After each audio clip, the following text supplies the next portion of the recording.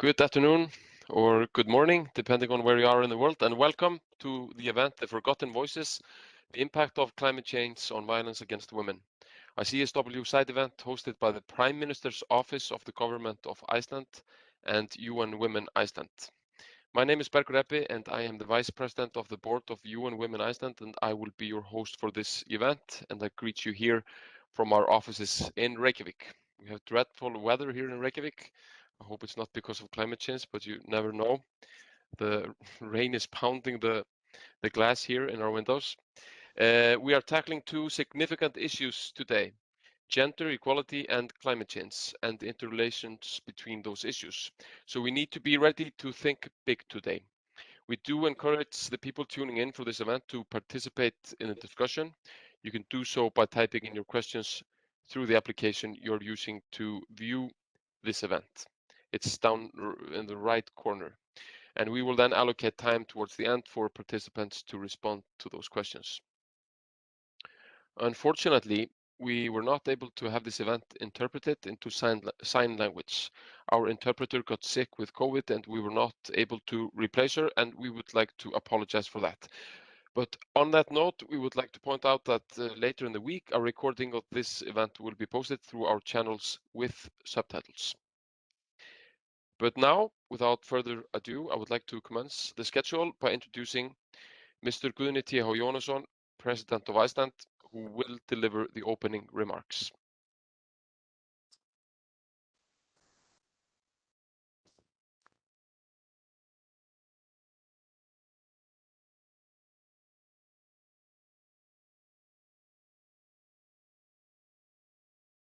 Dear guests and distinguished panelists, it is my pleasure to address you today at this event organized by the Icelandic Prime Minister's Office and the National Committee of UN Women in Iceland. Today's discussion will focus on climate change and its impact on the well-being of women and girls around the world. I am confident that this event will offer great insight into this important issue. Climate change can increase the risk of disaster and emergencies. It has been one of the main drivers of forced migration in recent years. The consequences can be seen in the loss of livelihoods, in increased poverty and displacement. It is of utmost importance that we address the gendered impacts in this context. The fact is that women and girls are uniquely impacted by climate change. This includes a higher risk of various forms of gender-based violence. When people are faced with loss of income or displacement, there are multiple risk factors which can lead to an increase in sexual exploitation, in trafficking and abuse, as well as a rise in forced and early child marriage. Climate change is a deeply gendered issue. Evidence has shown that climate change exacerbates the risk of violence against women and girls. Therefore, it is fundamental that decision makers consider the gender impacts of climate change to develop well-informed policies. Iceland has long emphasized the importance of gender equality both at home and internationally. We are co-leaders of the Action Coalition on Gender-Based Violence within the Generation Equality Forum and committed to promoting actions that can lead to transformative change. To that end, it is important to us that we use this platform today to highlight the crucial link between climate change and the well-being of women and girls. Dear guests, I can assure you that I will do my utmost to raise awareness on this important topic, both in my capacity as President of Iceland and as a he-for-she champion. It is my belief that gender equality is not only a fundamental human right, but also the foundation for a better world.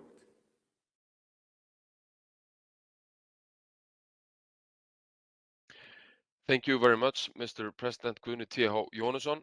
And for our next address, we will be hearing from the Prime Minister of Iceland, Katrín Jakobsdóttir, but unfortunately she could not be with us today. She is away for meetings because she had to respond to the current situation regarding the war in Ukraine. But we will now be hearing her pre-recorded message.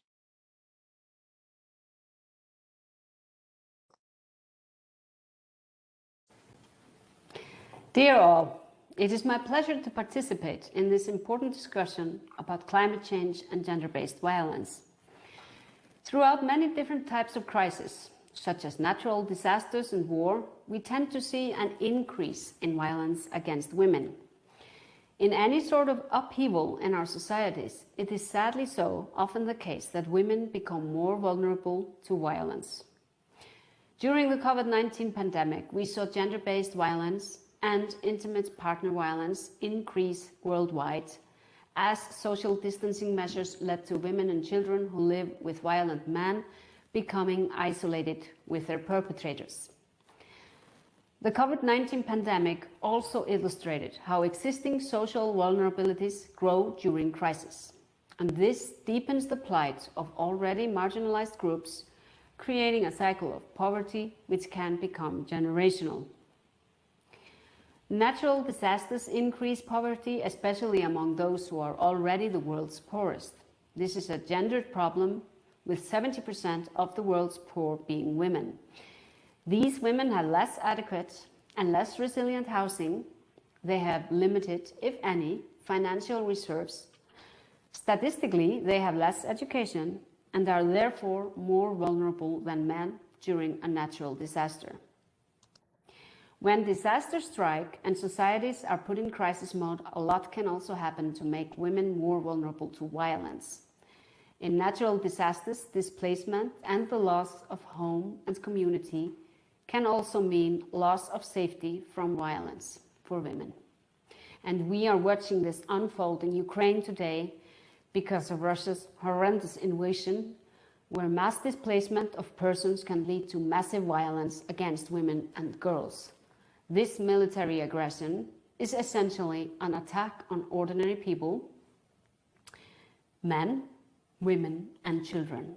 And we must never forget that peace is the precondition for prosperity for all.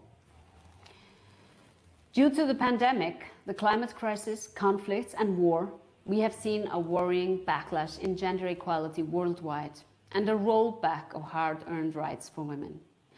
Gender gaps in labor participation and gender pay disparity persist, and women are still excluded from decision-making all over the world, including in the building of sustainable peace. Access to sexual and reproductive health and rights are under attack in many places. Sexual and gender-based violence has increased, and perpetrators have found new ways of inflicting violence in the digital world. Bearing all this in mind, there is no choice but to stay vigilant and to continue to promote and fight for women's rights and women's participation in all areas of society.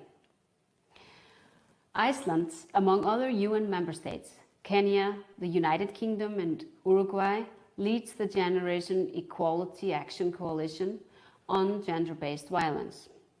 As a leading UN member state in the Action Coalition, Iceland welcomes the opportunity to shape the global plan of action against gender-based violence. Iceland's leading role is in line with the Icelandic government's priorities, one of which is to contribute in a meaningful way to the fight against gender-based violence. Iceland will continue to advocate for women being critical actors in all efforts to achieve sustainable international peace and security.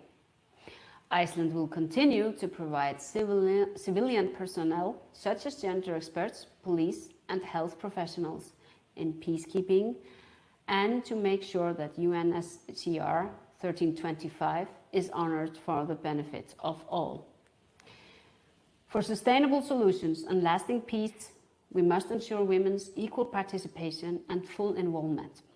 The voices, needs, ideas, and perspectives of women and girls must be heard. For us to succeed in limiting the effects of the climate crisis on our planet and to see lasting peace in our societies, Women must be part of the solution and key players in our global decision making.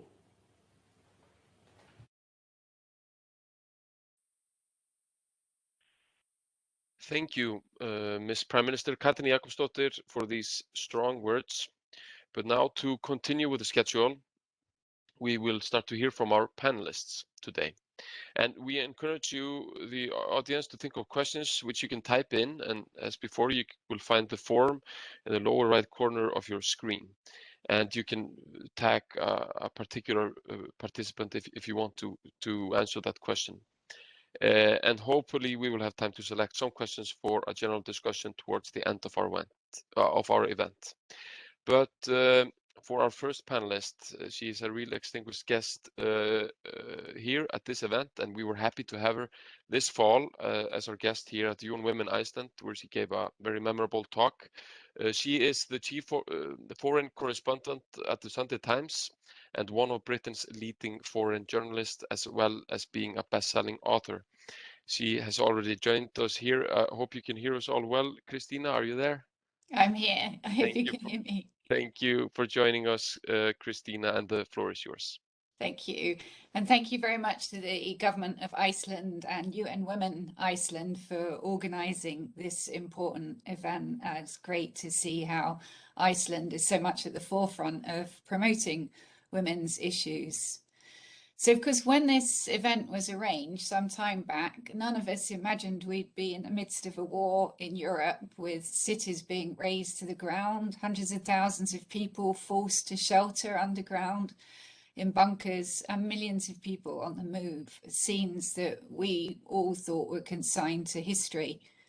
I was on the Polish-Ukrainian border last week, where the majority of the 2 million or so refugees have crossed in the bitter cold, most of them women and children, and some of them clutching precious cats and dogs. I even saw somebody with a fish. It was absolutely heartbreaking hearing their stories, seeing how they fled with anything that they could grab, fighting their way onto packed trains or driving for days on convoluted routes to try and avoid the fighting. At the station in Poland where the trains come in, you could see the women and children coming off one way and the men going the other way to fight. And there were many scenes of emotional farewells. I met people facing really impossible choices. In particular, I met a dentist called Elena in her 30s with her 13-year-old daughter, Victoria. And they'd driven for 4 days to escape after where they lived was attacked. They lived near a military base that was attacked on the first day.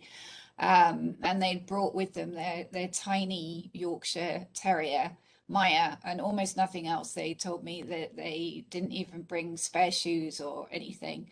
And the day we met, Victoria told me she would normally be going to a dance class, and instead there she was in crossing the border, trying to find somewhere to stay. And talking to her mother, Elena, she is a trained medic, and she was very keen to go back into Ukraine and provide assistance to the fighters. She said, I could save lots of lives, but at the same time, she was worried about leaving her 13-year-old daughter. So, you know, these are just unimaginable choices. And in my job, I've been working as a foreign correspondent, mostly covering conflict for around 35 years. And it always seems to me that it's the women that bear the brunt of conflict. And while our attention is often focused on the front lines and on the fighting, which is usually the men, to me, it's the real heroes are the people who are trying to keep life together while all hell's breaking loose around them, and trying to feed, educate and shelter their children and protect the elderly. And these are almost always the women, though you won't find any statues to them. And as we know, histories of conflicts are mostly told through the men. Women's voices far too often left out. But sadly, there's also a much darker side of what happens to women in conflict, and that's the rape and sexual violence inflicted by soldiers and militias. And in recent years, I've come across more and more stories of such brutality towards women and girls that I've found hard to write, frankly, and even harder to listen to. I think the first time I really heard about this was in 2015 during the last refugee crisis in Europe, when more than 1 million people fled conflict and persecution coming into Europe. And I was on a tiny Greek island called Leros, met a group of Yazidis in the ruins of a former mental asylum. And it was clear from the moment I met them that something absolutely terrible had happened to them. All the light seemed to have gone from their eyes, and they seemed disconnected from what was going on around them, not even noticing that their children almost fell through broken floorboards. And one of them gave me her phone to look at and showed me a video, and I couldn't understand what it was. It was flames, and it was people screaming and men standing around kind of jeering. And she said to me, "They're burning virgins alive. That's my sister."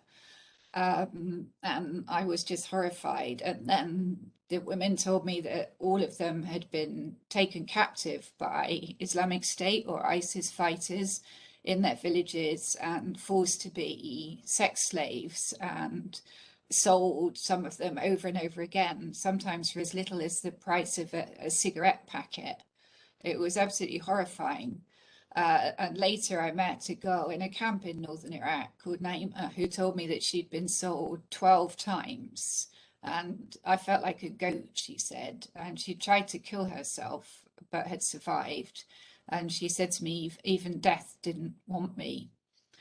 Around the same time, I was going to Nigeria quite a lot, because you might remember in 2014, the Chibok girls who were taken from their school dormitory in the middle of the night and taken by Boko Haram fighters into the Sambisa forest and disappeared. And so I traveled around northern Nigeria and found that that was just the tip of the iceberg, that actually tens of thousands of girls had been taken and forced to be so-called bushwives of the Boko Haram fighters. And I then went to a camp where I met women and girls who'd been rescued from Boko Haram. And they told me that not only had they been raped repeatedly by those fighters, but when they'd been rescued by the Nigerian army, often they had been raped again. And then when they were taken to the camp, their communities and families wouldn't take them back because they saw them as being sullied or brainwashed. And so they were actually forced to sleep with the camp administrators in order to get food and survive. And that's one of the most tragic things I think about sexual violence, is that the people who are actually the people harmed are often made to feel as if they did something wrong. Then a couple of years after that, in 2017, I was in Bangladesh when the Rohingya people fled from Burmese fighters and Buddhist militias, and around 700,000 people crossed Naf River into Bangladesh within a few months. Again, mostly women and children. And woman after woman told me how they'd been dragged from their huts and tied to banana trees and gang raped, often in front of their children. Frankly, I could not believe that this was happening on such a scale and nobody was doing anything about it. It wasn't as if we didn't know that women were coming forward and bravely telling their stories, even though it was so hard. So it made me really angry and also very sad. And I started to research this topic to try and understand why it was happening. Of course, sexual violence in conflict is nothing new. If you go back to the ancient Greeks and Persians and Romans, to the so-called comfort women taken by the Imperial Japanese Army in the Second World War, and during the liberation of Berlin, the enormous number of German women that were raped by Soviet soldiers, and of course, more recently in the 1990s in Bosnia and Rwanda.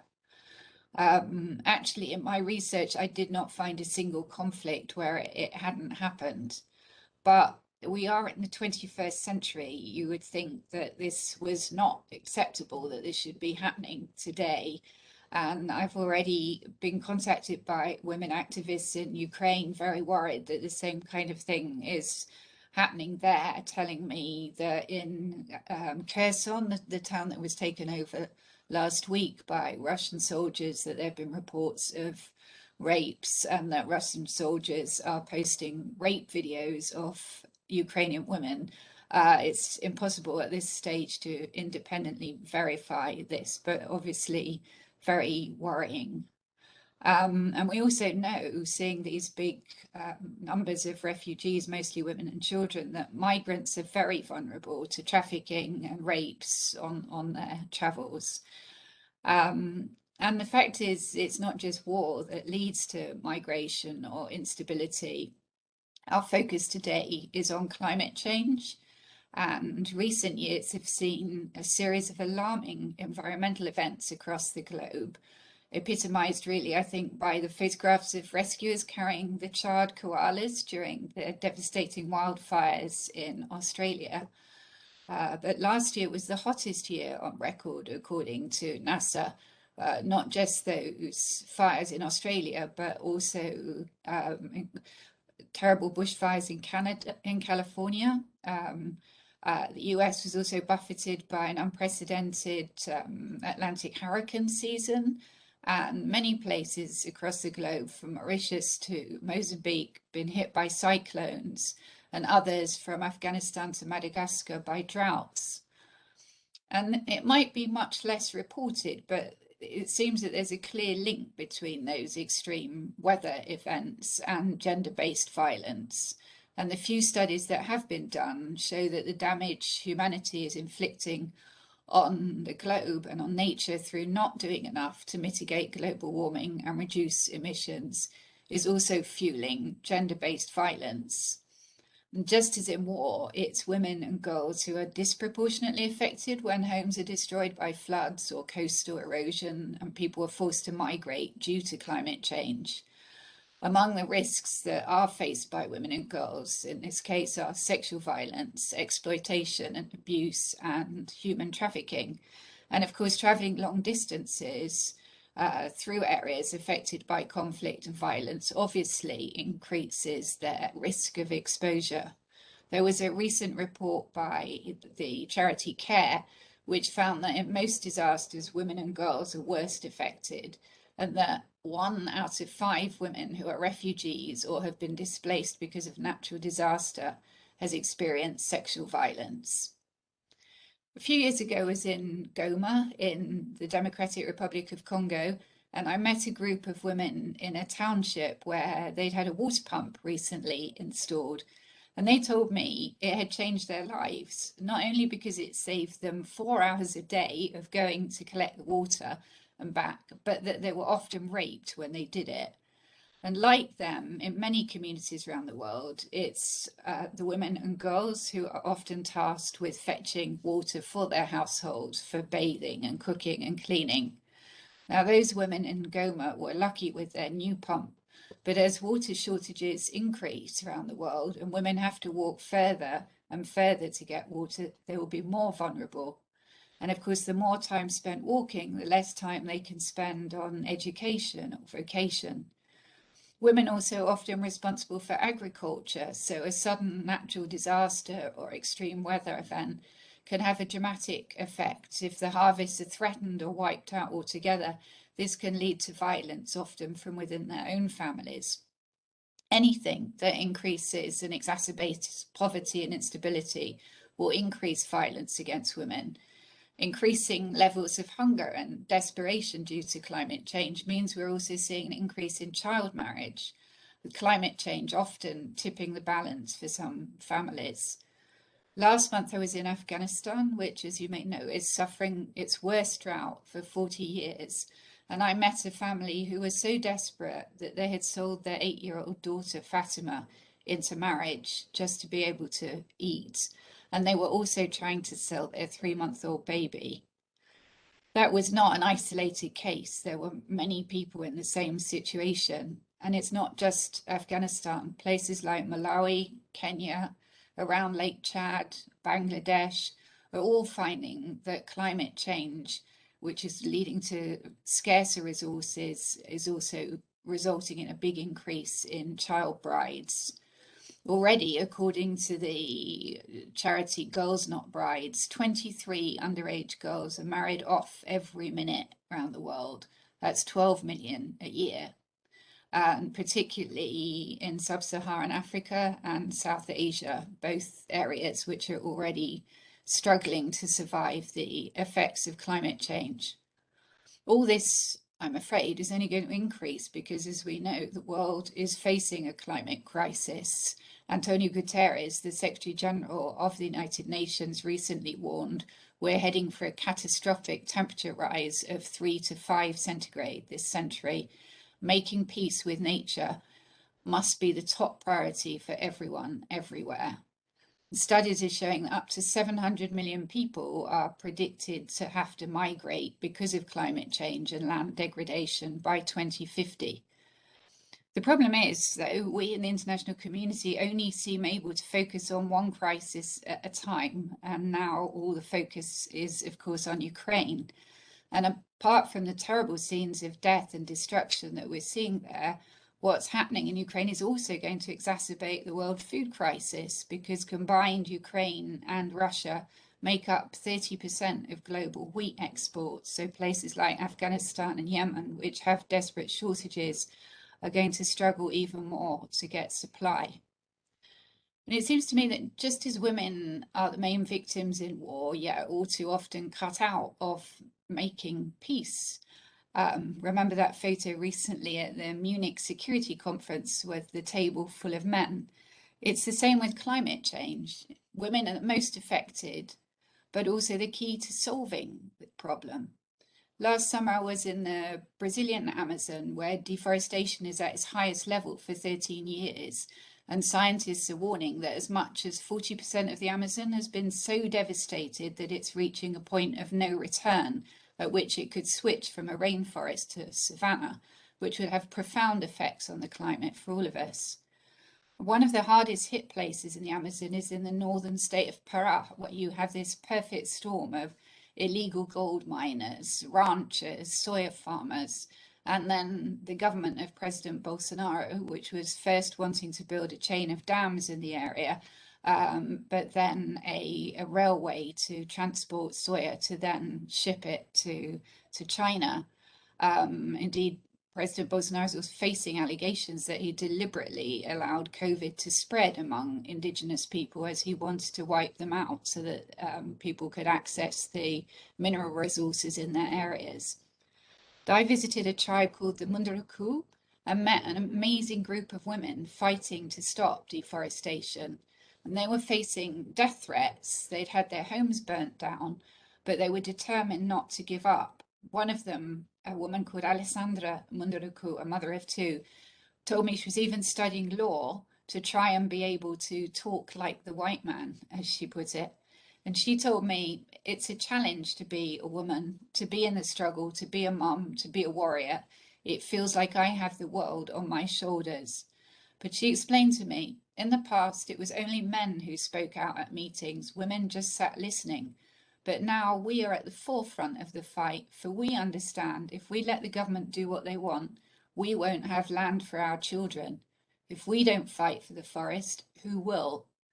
Well, women like her need our support because them protecting the forest is helping the rest of us.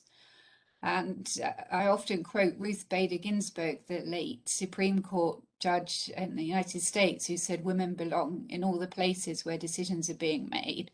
Well, it seems to me in a time of war and climate crisis, it's more important than ever to ensure that women and girls have a seat at the table. Thank you. Thank you so much for this, Christina. And you will stay with us through the remainder of this event, but you might remember to hit that mute button until then, and then you will unmute for the discussion phase we have at the end of the event. But thank you so much for these very thoughtful words. And And I remind you, the audience, that you can still type in questions that we will allocate to the panelists at the end of our event here for a little bit of a discussion. But our next panelist of the three that we have here today has worked as an advisor on gender equality within various ministries, as well as having worked as a journalist, a teacher, and a human rights coordinator. I'm looking very much forward to hear her talk. Can you hear us, Erna Hult? Yep. Yeah, I can hear you have joined us here successfully. So the floor is yours. It's Erna Hult Ibrahimsdottir. Thank you for this opportunity that I can talk a little bit on the behalf of Afghan women. And for me, it is very heartbreaking and very difficult to talk, especially at this moment where I feel the world that we have built in the last 20 years have fallen, apart, and our hope is gone. But and we need a lot of strength to fight the crisis that we are facing, as Christina already talked and discussed about the position of women in a conflicted zone area, what the Yazidi women experienced in Iraq, and how the women in the Africa and what is going on today in Ukraine, and what we Afghan women are going through. It's all the same. It is all we women who are suffering there.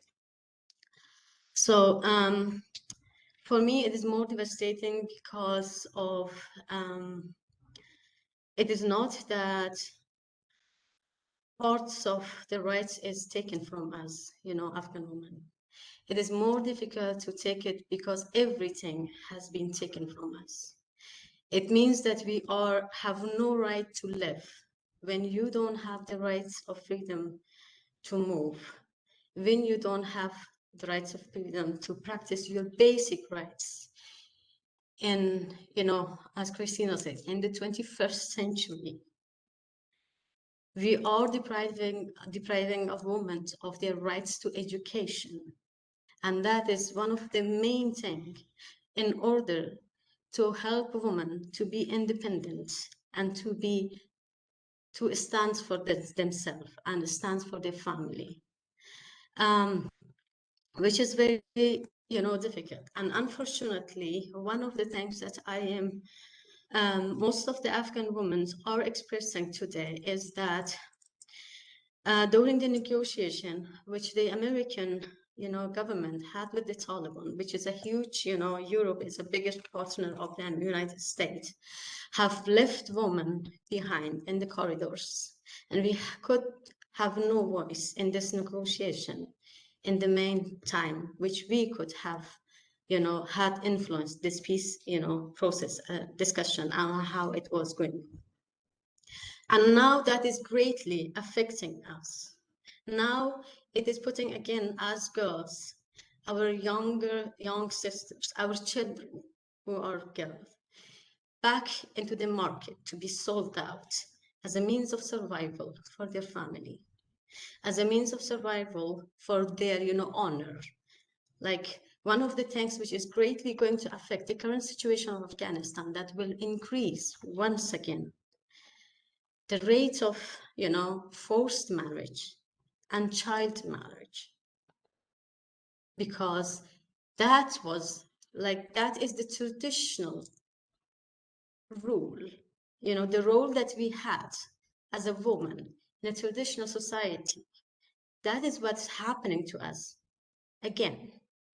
At least it has changed in the big cities, in the capital of Afghanistan, in Mazar-e-Sharif. And for example, we can talk about the country province I came from Bamia. It has changed the position of women a lot. I am a fruit of this 20 years fight. I could go to university after the Taliban collapsed, and it is more difficult for me to see it, but that I am back to zero again. I remember when I was in flee Taliban to Pakistan. And I was in school. My brother told me that in the last year of the high school, my brother told me, go to school. I said, what am I going to do with finishing high school? I have nothing. My parents were not able to pay for everybody to go to university because it would cost us. And when the Taliban collapsed, that was a door of hope for me, a door for the future. I could dream, I could have dream. And that dream today is taken away from us. And for that reason, it is important that we, who are like Christina Lamb, as we said, the European countries, I mean, the world have to stand behind of the Afghan women and don't forget them once again. The American invaded Afghanistan in order to bring equality also to the women's right, to the women's right in Afghanistan. And it is very shameful to see it today, of them leaving them behind and not being part of discussion at all, and having no voice there. And the women who were there, like Fawzia Koofi, they were very few.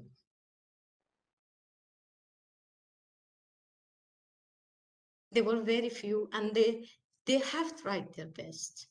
And if they really wanted to have women, in there, they should have equal participation in the negotiation, in the peace negotiation.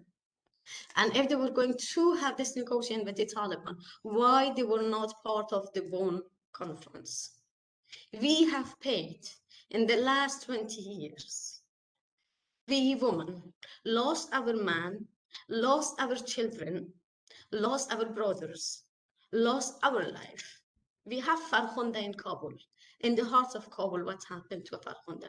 The same thing is worse than that is happening today. And I'm afraid, and my concern is that once again, the interest of the world is turning to another direction, and we are going to forget Afghanistan. And tomorrow, another event is going to take place, and we are going to forget Ukraine. And then another thing is happening. So it should not be the interest of the politicians only. We should have respect and have the dignity for the Afghan woman. And one of the things that I want to really use here as a talk about it, like what Iceland can do as a country that I am living here, is to provide a scholarship for those girls who cannot go to sit behind the tables at the university. And higher education is a key for Afghan women education to build their capacity and their specialty to build that country. And we need to support them by any means. And like today, if you look at the past 20 years, most of the development project was expended on the military part of Afghanistan. All the NGOs and the civil society organization was women, which was the only place that were actively, supporting and working on the development of Afghanistan, has received the least, support. They have to struggle so much to receive a fund, to implement some project. And most of this project was also dictated through the interest of the donors, which was greatly, it was not efficient in the long term, but in the short term.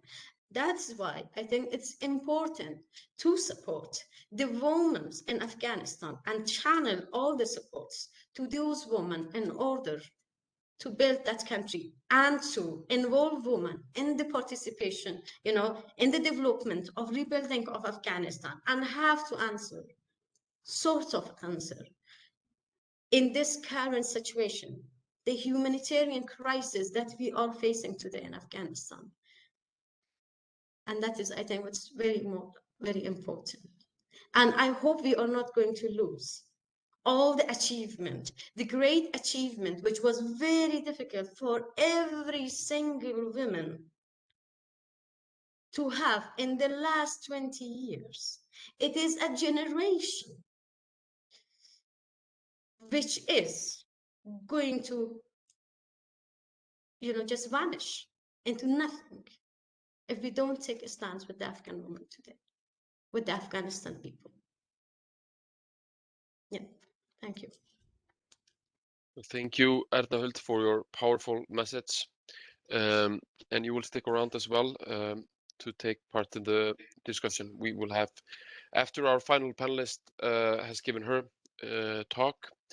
She is an environmental activist and the chairperson of the Icelandic Youth Environmentalist Association. Her name is Tinna Hallgrímsdóttir, and you have joined us here already, Tinna, right? Yes, you're right there. So the floor is yours. Thank you.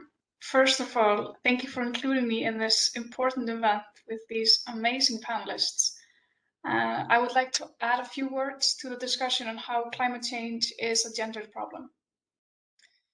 Climate change is a gendered problem that cannot be understood, discussed, nor resolved in a sufficient manner without recognizing its connection to current social and economic issues. Climate change, just as many problems our societies face, aggravates existing inequalities that disproportionately affect women and girls, as well as other marginalized groups. We therefore must think of climate change not as an isolated issue, but in the bigger context of social and economic justice, decolonialism, feminism, and intersectionality. So if we zoom in on the gendered aspects of climate change, we discover a connection to poverty. People that live in poverty, especially in developing countries, are disproportionately affected by climate change, while women and girls constitute the majority of the world's poor. Additionally, as has been stated here, women tend to be more dependent on the natural resources which are most threatened by climate change. For example, through their work in the agricultural sector, which is highly affected by atmospheric changes. Furthermore, in rural societies where people depend on local natural resources for their livelihoods, women are largely responsible for securing water supply and energy for cooking and heating, as well as providing food security. When hit with extreme climate-related weather events, such as droughts or floods, women are more likely to be injured or killed. In the face of an emergency, women have fewer options to migrate, seek refuge, or work due to social cultural norms and childcare responsibilities. Under these conditions, women work harder to secure the livelihood of the household and have to travel longer distances to provide drinking water and wood for fuel. This gives them less time to access training or education, develop skills, or earn income. This increased burden then pressures girls into leaving school to help their mothers.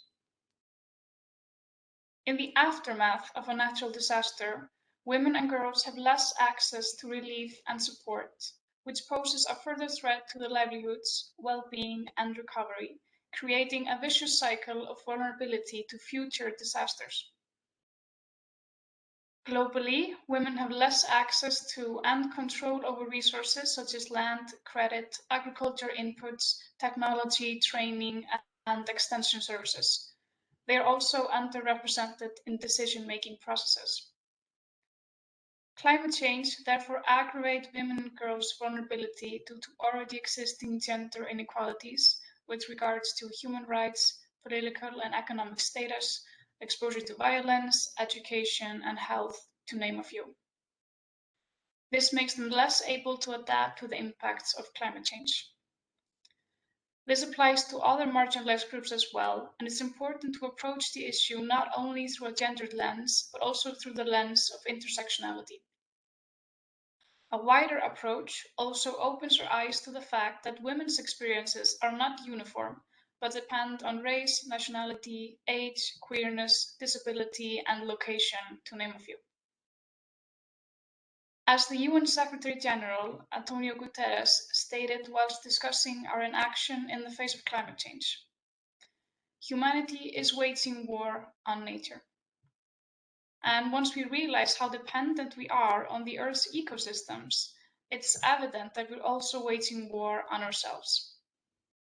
And what we've been discussing today, and what we realize is that the most vulnerable of us in this war are on the front line. Thank you. Thank you so much for this, Tinna, and to all our panelists and contributors here today. We do now have some time for questions, and we already have gotten some questions into the forum here, but we encourage you to keep on if you want to add to the discussions. You just use the forum on the right corner down on your application that you're using to view this. We have a question here that I would maybe like to address to Christina Lamb. It is like this: can we expect to see even more cases of rape used as a weapon of war because of climate change on societies? And as we maybe like to hear first from Christina, but if you would like to chip in, that would be very appreciated too, and have that as a free-flowing question. Yes, I mean, sadly, anything that leads to more conflict and more instability, I think, makes women and girls more vulnerable to violence. And whether it is because they're having to leave their homes because of climate change, and maybe you're in camps because of a natural disaster such as a cyclone or a flood, or as part of a big refugee group, any of these things makes women and girls much more vulnerable to trafficking and to sexual violence. And unfortunately, we see that over and over again. So yes, I think so. What about you, Erna or Tinna? Do you have comments on that, or even examples of things like that occurring?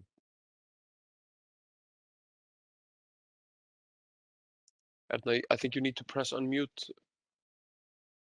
But Erna, please go ahead. Yeah. As Christina said, it is not something, that will stop, unfortunately and sadly.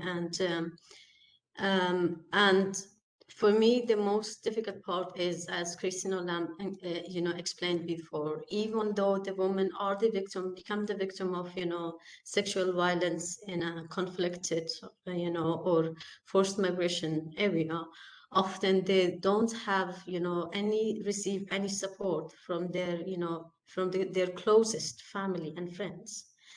As examples that I have, seen in Afghanistan, one of the things was myself, because how women positioned in a patriarchal society and how our body is looked at is just objectified, unfortunately. And if there's any damage so considered to us, even if it's, by others forced on us, still we will be like thrown away like a used object. That is the most difficult.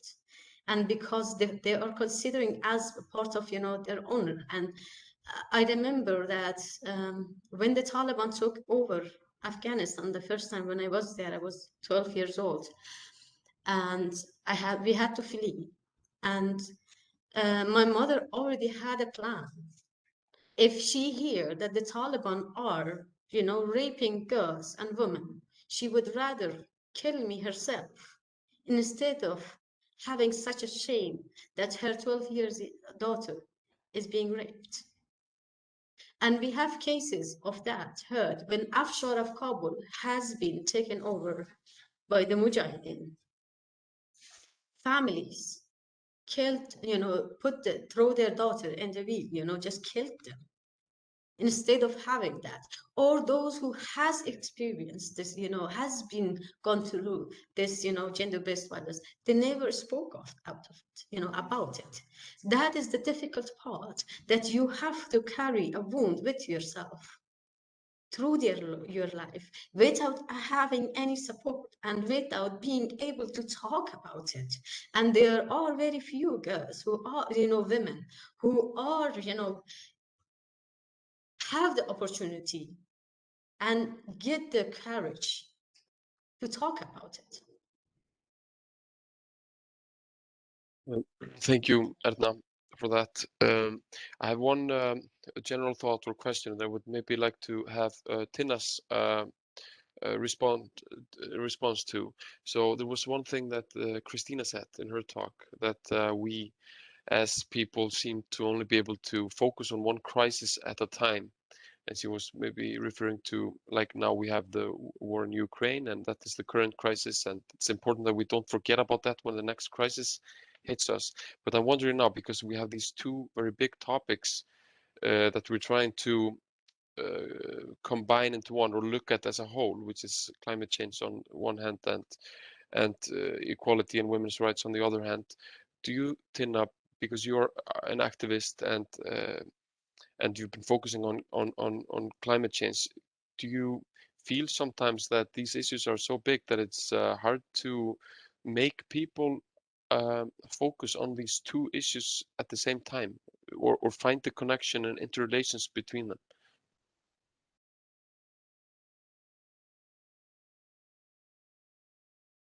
Yes, definitely. And we seem to, I mean, of course, it's always hard to focus on something something that's such a big existential threat. That's one thing. It's just hard to focus on climate change as an issue. But then when we try to add other issues into the mix, people tend to just get confused. And I understand that now when we have a war going on, and we have, of course, not only this one, there are many conflicts in many parts of the world. We tend to think, no, we're not allowed to talk about climate change or other issues at the same time, but we need to realize the interconnectedness and that we cannot try to resolve one problem without taking into other aspects. Because if we try to build back or do any sorts of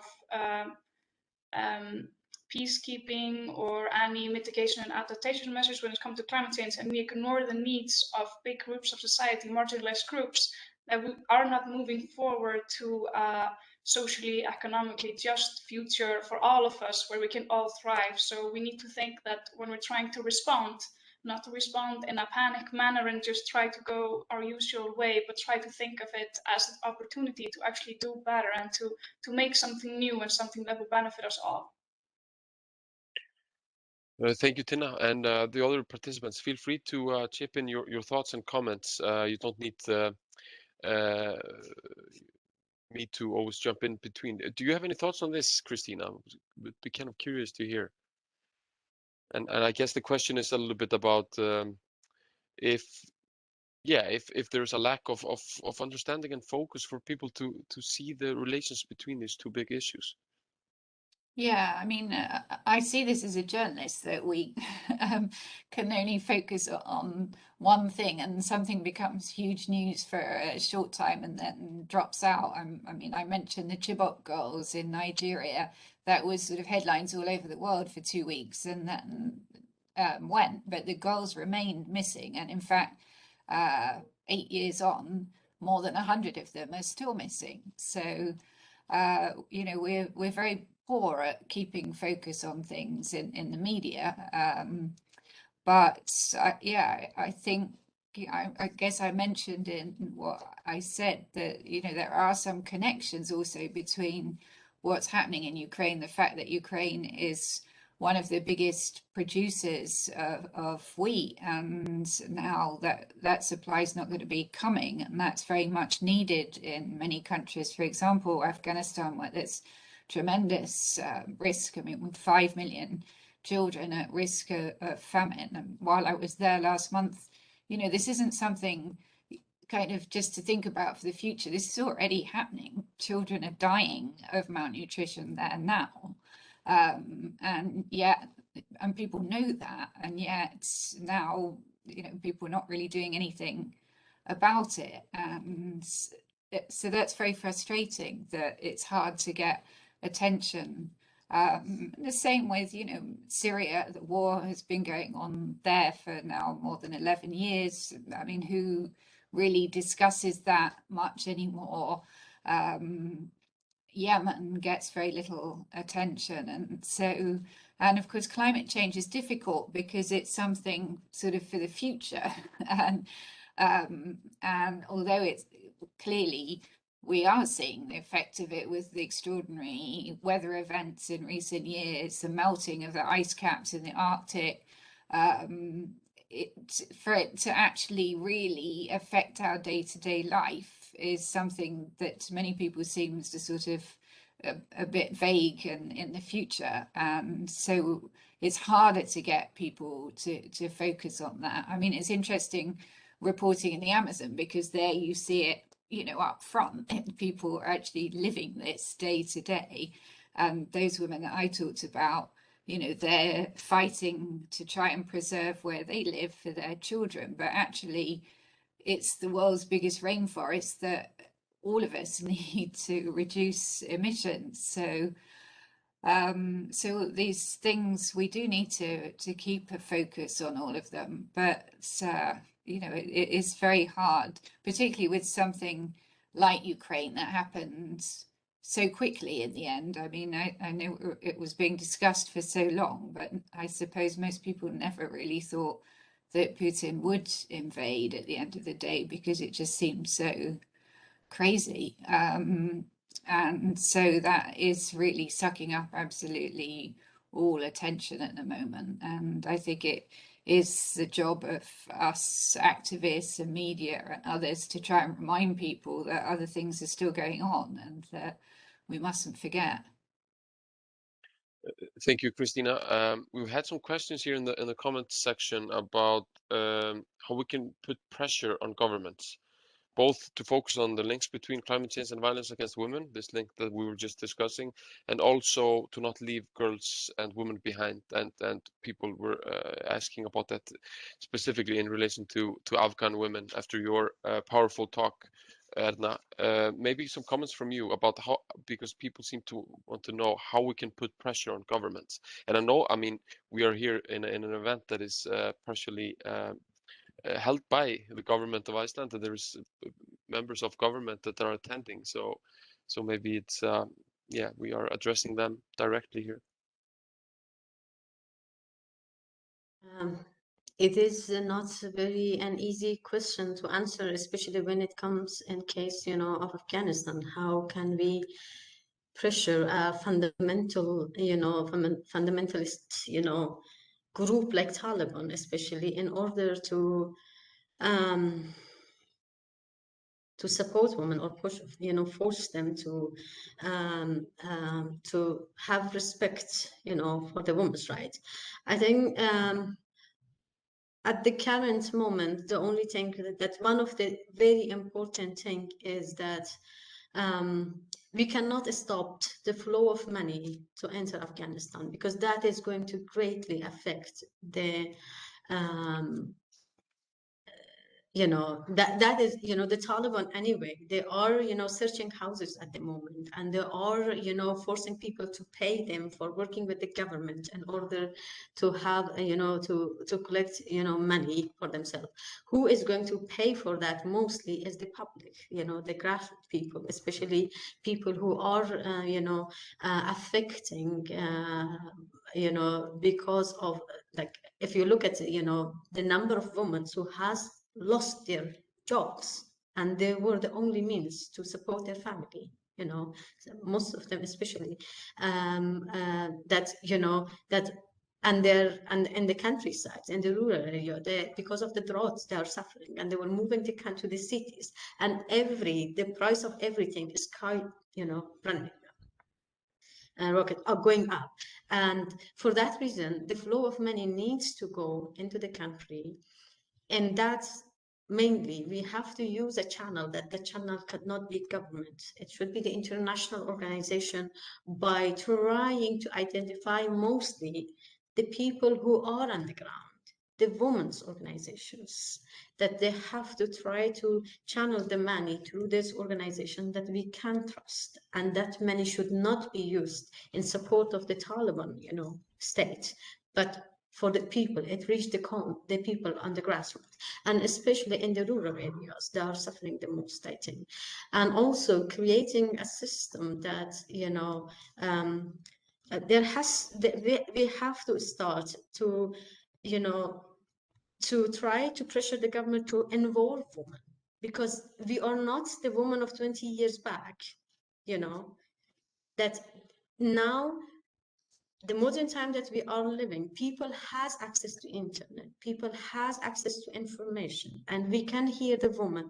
And it's important to pressure the government also to recognize, the woman's rights, because we are not anymore those that we have to wait for a man to dictate what is our right.